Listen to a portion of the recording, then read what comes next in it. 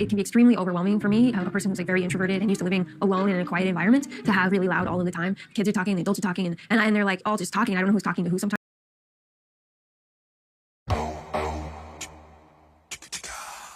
Boom, bam, what's going on, people? We're back again with another video, and this one right here is all about Nicole and Mahmoud from the most recent episode of 90 Day Fiancé, The Other Way. And it's just so crazy because when it comes to the storyline of Nicole and Mahmoud, it's one of those storylines that is just, I'm finding very hard to understand. Very, very hard to understand, because this is a woman that originally moved all the way to Egypt once upon a time anyway, and it didn't work out, so she left, went back to the States, so much that she even then ended up blocking him, stopping his visa, the whole shebang.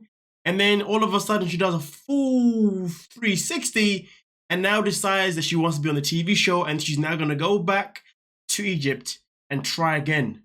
But the thing is that I find so fascinating is that she acts as if everything is new to her. She acts as if these things wasn't a part of a conversation. Now, I believe the first time that she actually did go to Egypt, at that moment in time, I believe they had somewhat of their own little apartment or whatnot, arrangement, whatever. But this time it's different. They're going to be living in the same roof as his mother, his brother, his brother's wife, his other brother, and his other brother's wife, with all of their kids. And this is something that she knew 100% before actually flying back to Egypt to try things with Mahmoud for one last time, or at least I say one last time. So I don't know why she's been overwhelmed, knowing that she was going to be overwhelmed with the fact that she's going to be around so many freaking children, so many freaking people. But hey, this is where Nicole and Mahmoud's relationship just doesn't seem to be making complete sense. But hey, let's continue with what else went down with their relationship, or well, with their storyline of the last episode, yeah. Have you been able to like make friends since you've been here? No, I just family. In the US, we always just go out and like meet people, and they like sort of become our family. So that's why. You see, this is the thing that I'm not fathoming here, that I'm not understanding here.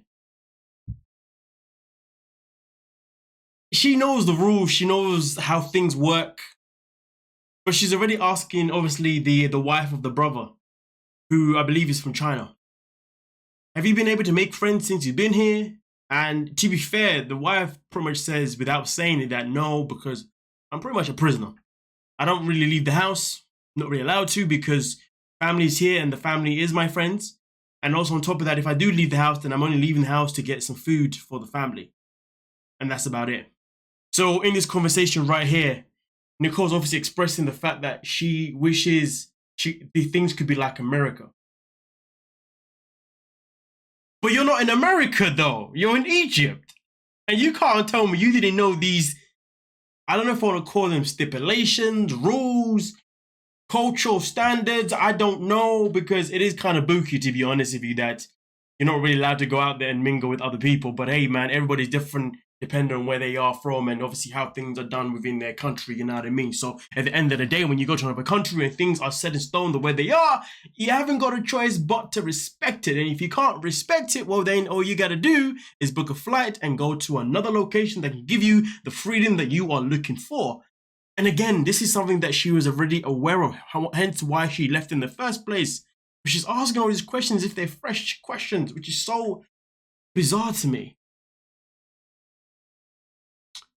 But she'll happily tell you that, you know, she gets overwhelmed too easily because, you know, for her adult life, all she's ever done is live by herself and have a freedom to go out, make friends and do all these kind of things. And it's just so crazy because she went back to Egypt to actually try and give things an actual go to see if things can actually get better. But the funny part about it is that she didn't go there with any mindset of compromise. She went there with the mindset, I'm just going to go there, give it a try, and, you know, I'm not really going to compromise. I'm just going to be myself and kind of hope that he compromises for me, but it's not going to happen, but, you know. But let's continue. It's about time. You just need to live here, okay? I just need to live here? For a while, yeah, like see what the life real here like. Yeah.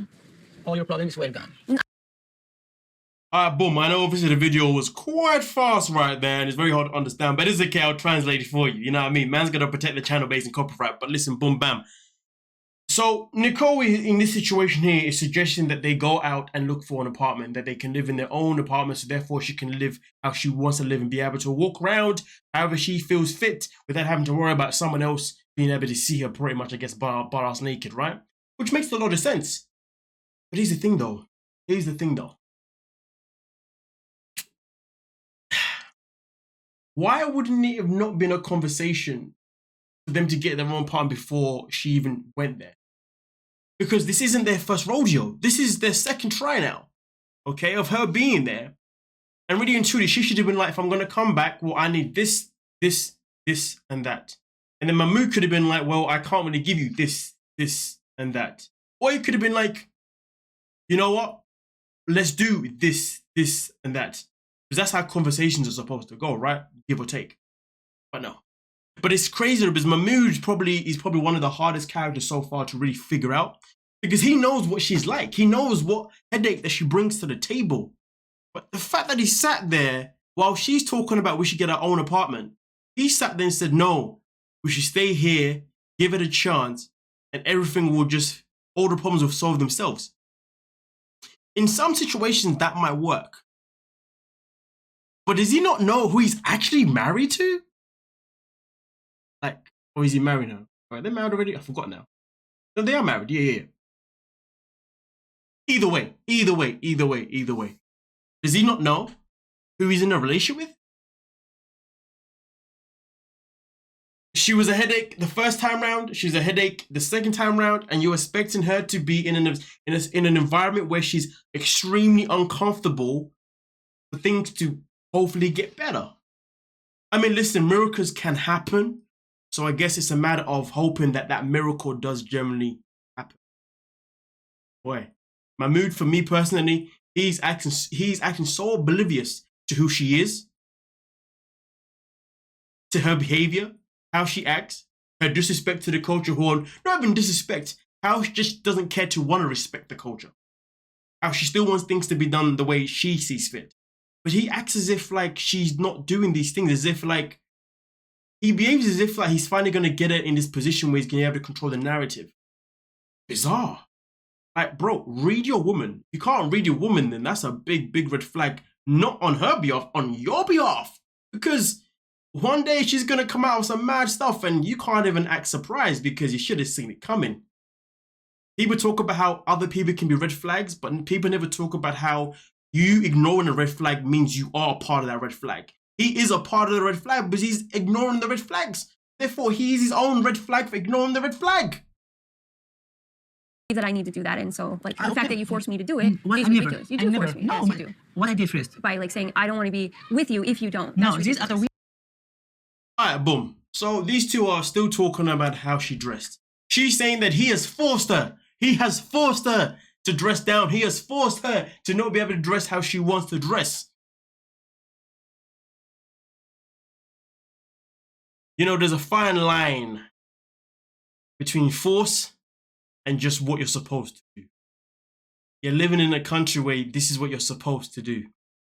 There is no force. Well, I don't want to say there is no force because I guess people from the country may say otherwise. But at the end of the day, she knew the deal.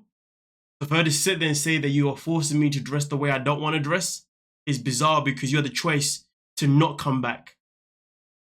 You knew the deal before going back to Egypt, but you still went back anyway. Like I said before, when it comes to making sense out of their relationship, it's the most bizarre thing ever because the things that she says doesn't make any sense because she already knows them or she should know them. And the thing that he says that doesn't make any sense because he acts as if he doesn't know who she is as a person. Relationship is legit just red flag. It is going to be a catastrophe. If I can say the bloody word. It's going to be a catastrophe. That's not the word, is it? I'm just going to say it's going to be a calamity. Catastrophe. I've got issues, man. Anyway, with that being said, though, thank you so much for your time. Please don't forget to like, subscribe, and peace.